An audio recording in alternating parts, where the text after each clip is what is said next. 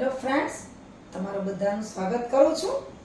આજે હું લઉં છું અવિભાજ્ય સંખ્યા અને વિભાજ્ય સંખ્યા. ઘણા બધા વિદ્યાર્થીઓના મનમાં આ બે સંખ્યાઓ છે એની વચ્ચે એકદમ સ્પષ્ટતા નથી અને દાખલાઓમાં અવિભાજ્ય સંખ્યા વિભાજ્ય સંખ્યાઓની વાત આવે જ છે. તો આપણે એકદમ પરફેક્ટ રીતે વ્યવસ્થિત અવિભાજ્ય અને વિભાજ્ય સંખ્યાઓ જોઈ લઈએ. ઘણા વિદ્યાર્થીઓને એમ છે કે એકી સંખ્યાઓ એટલે 3, 5, 7, 9 આ બધા અવિભાજ્ય સંખ્યા અને બેકી સંખ્યા કે 2, 4, 6, 8, 10 એ વિભાજ્ય સંખ્યા. પણ નહીં, એવું નથી. અવિભાજ્ય સંખ્યા અને વિભાજ્ય સંખ્યાઓ વચ્ચે સ્પષ્ટ તફાવત છે એ હું તમને કહેવા જઈ રહી છું. જુઓ, તો આપણે લઈએ છીએ અવિભાજ્ય સંખ્યા, અવિભાજ્ય અને વિભાજ્ય સંખ્યા. હવે જો અહીંયા અવયવ તમને બધાને ખબર છે કે કોઈ પણ સંખ્યા આપેલી હોય એને જે સંખ્યા વડે આપણે નિશેષ ભાંગી શકીએ એને એના અવયવ કહેવાય. કોઈ પણ સંખ્યાને બે અવયવ તો હોય જ, એક અને એ સંખ્યા પોતે. હવે જો 1 છે, 1 થી આપણે શરૂઆત કરીએ, 1 થી 100 સુધીની વાત કરીએ તો 1 છે એ વિશિષ્ટ સંખ્યા છે. એ અવિભાજ્ય પણ નથી અને વિભાજ્ય પણ નથી. 1 એ વિશિષ્ટ સંખ્યા છે. એ ખાસ ધ્યાનમાં રાખવાનું છે. તે અવિભાજ્ય કે વિભાજ્ય સંખ્યા નથી. એ વિશિષ્ટ સંખ્યા છે. એની ગણતરી અવિભાજ્ય કે વિભાજ્ય ક્યાંય થતી નથી. ત્યાર પછી આપણે 2 લઈએ. તો 2 છે એના અવયવ શું છે એ પહેલા જોઈએ. 2 ને એક તો 1 વડે નિશેષ ભંગાય અને 2 વડે નિશેષ ભંગાય. ત્યાર હવે આપણે 2 પછી લઈએ 3. તો 3 ને 1 વડે નિશેષ ભાંગી શકાય, 2 વડે નિશેષ ન ભાંગી શકાય, પણ સીધા 3 વડે નિશેષ ભાંગી શકાય. ત્યાર પછી લઈએ આપણે 4. તો 4 ને 1 વડે નિશેષ ભાંગી શકાય અને 2 વડે પણ નિશેષ ભાંગી શકાય. આપણને ખબર છે 2 દુ 4 અને 4 વડે પણ નિશેષ ભાંગી શકાય. ત્યાર પછી લઈએ આપણે 5. તો 5 ને 1 વડે નિશેષ ભાંગી શકાય, 2 વડે, 3 વડે કે 4 વડે નિશેષ ભાંગી શકાય નહીં, ફક્ત 5 વડે નિશેષ ભાંગી શકાય. એટલે 2 ને 1 અને 2 બે સંખ્યા વડે નિશેષ ભંગાય, 3 ને 1 અને 3 બે સંખ્યા વડે નિશેષ ભંગાય. જ્યારે 4 છે એને 1 વડે, 2 વડે, 4 વડે એના વડે નિશેષ ભંગાય. 5 ને 1 અને 5 બે વડે નિશેષ ભંગાય. એવી રીતે આગળ આપણે હજી બીજા ઉદાહરણ લઈ લઈએ. તો આના ઉપરથી આપણે એટલું જોવાનું, એટલી તો આપણને ખ્યાલ જ છે કે કોઈ પણ સંખ્યાના ઓછામાં ઓછા 2 અવયવ હોય. એક તો એ સંખ્યા પોતે અને એક એ સિવાય પણ અવયવ હોઈ શકે. દાખલા તરીકે હું અહીંયા લઉં 15 નો 4. તો 15 ના અવયવ કેટલા થાય? એક તો 1, 3 પંચા 15 એટલે 3, 5 અને 15. તો આમાં 1, 3, 5 અને 15 4 અવયવ આવ્યા.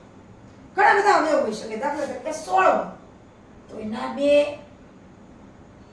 1, 2, 4, 8 અને 16 એ અવયવ હોય. ઘણા બધા અવયવ હોય. હવે જુઓ અહીંયા 2, 3 અને 5 ના અવયવ સરખા છે, 4 ના 3 છે, પછી 5 ના 4 છે, 16 ના પાછા એના વધારે છે. એટલે અવયવ તો જેનાથી નિશેષ ભંગાય એને આપણે અવયવ કહીએ છીએ.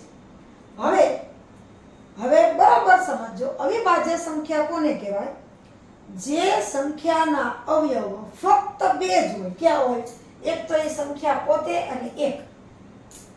એવી સંખ્યા હોય એને અવિભાજ્ય સંખ્યા કહેવાય. બાકીની બધી જ વિભાજ્ય સંખ્યા. જુઓ અહીં 2 છે એ અવિભાજ્ય આવે કારણ કે એના અવયવ 1 અને 2 છે.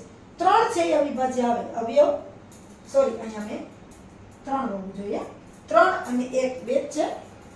4 છે એના અવયવ 3 છે. જુઓ એટલે 4 છે એ વિભાજ્ય સંખ્યા થાય 5 છે એના અવયવ 2 છે, 1 અને 5 પોતે, એટલે અવિભાજ્ય સંખ્યા થાય. તો ખાસ એ ધ્યાન રાખવાનું કે કોઈ પણ સંખ્યા હોય એના અવયવ જો ફક્ત 2 જ હોય એટલે કે 1 અને સંખ્યા પોતે, તો એ અવિભાજ્ય સંખ્યા છે. અને જો એના અવયવ 1 અને સંખ્યા સિવાય કોઈ પણ હોય, 3 હોય, 4 હોય, અવયવ તો ઘણા બધા હોય, 5 હોય, 6 હોય, ગમે એટલા અવયવ હોય, એક એ સંખ્યા પોતે અને એક એ સિવાય બીજા ગમે એટલા અવયવ હોય, તે બધી સંખ્યાને વિભાજ્ય સંખ્યા કહેવાય. તો આ અવિભાજ્ય અને વિભાજ્ય સંખ્યા વચ્ચેનો સ્પષ્ટ તફાવત છે, એટલે કે સ્પષ્ટ ભેદ છે.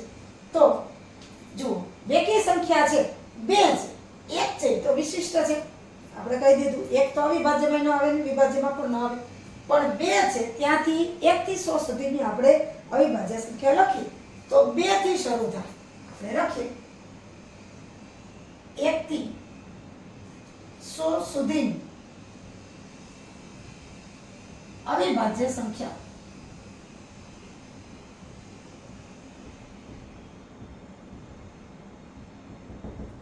જો શરૂઆત થશે 2, જુઓ 2 પછી 3, 4 નો આવે કારણ કે 4 છે એ વિભાજ્ય થઈ જાય, પછી 5, એવી જ રીતે 7, 9 નો આવે. જુઓ 9 છે, અહીંયા લખું 9 છે, 1, 3 તેરી 9 અને 9 પોતે. 9 એકી સંખ્યા છે છતાં પણ વિભાજ્ય છે. 9 નહીં આવે, 10 પણ નહીં આવે, સીધા આવશે 11, ત્યાર પછી આવશે 13. ઘડિયામાં ક્યાંય પાછળ ન આવે, દાખલા તરીકે 13 છે, 13 ગુણ્યા 1 એટલે 13 ના ઘડિયામાં 13 આવે પાછળ, બાકી ક્યાંય બીજે 13 નહીં આવે. તો એ રીતે પણ તમે યાદ રાખી શકો. પછી 17, એ પણ અવિભાજ્ય સંખ્યા છે. પછી 19 છે, એ પણ અવિભાજ્ય સંખ્યા છે. ત્યાર પછી 21 છે, એ અવિભાજ્ય નથી, 7 તેરી 21, 22, બેકી સંખ્યા તો હવે ક્યાંય અવિભાજ્ય આવશે નહીં કારણ કે 2 નો અવયવ આવી જ જશે. ત્યાર પછી 23 પછી 29 અને પછી 31, 33 નો આવે, 11 તેરી 33, 35 નો આવે, 7 પંચા 35, પછી સીધા આવશે 37. તમને એમ થાય કે 39 ના, 13 તેરી 39, ત્યાર પછી 41, ત્યાર પછી 43, 47 અને ત્યાર પછી આ 50 સુધીની થઈ ગઈ. આ બધી 50 સુધીની અવિભાજ્ય સંખ્યા થઈ ગઈ. ત્યાર પછી આગળ લઈએ તો 51 નો આવે કારણ કે 17 તેરી 51 થાય, 53, 57, ત્યાર પછી 61, 63 નહીં આવે, પછી સીધા આવશે 67.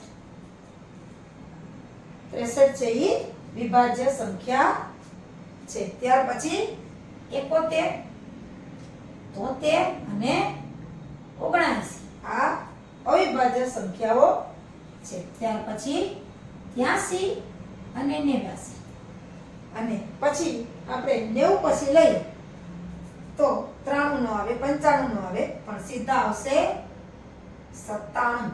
97 એ અવિભાજ્ય સંખ્યા છે. એટલે આ છે 1 થી 100 સુધીની અવિભાજ્ય સંખ્યાઓ છે જેના અવયવ શું છે? ફક્ત 1 અને આ સંખ્યા પોતે. બાકીની બધી જ છે એ બધી જ વિભાજ્ય સંખ્યાઓ છે. આપણે 100 સુધીની વાત કરી તો આ ગણી લઈએ. જુઓ 1 2 3 4 5 6 7 8 9 10 11 12 13 14 15 16 17 18 19 20 21 22 23 24 ને 25. તો આપણે લખીએ કે 1 થી 100 સુધીની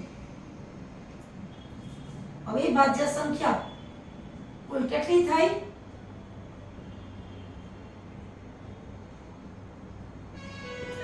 કેટલી થઈ? 25. તો 1 થી 100 સુધીની વિભાજ્ય સંખ્યાઓ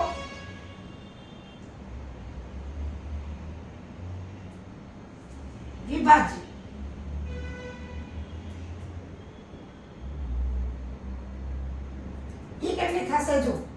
લખી નાખીએ આપણે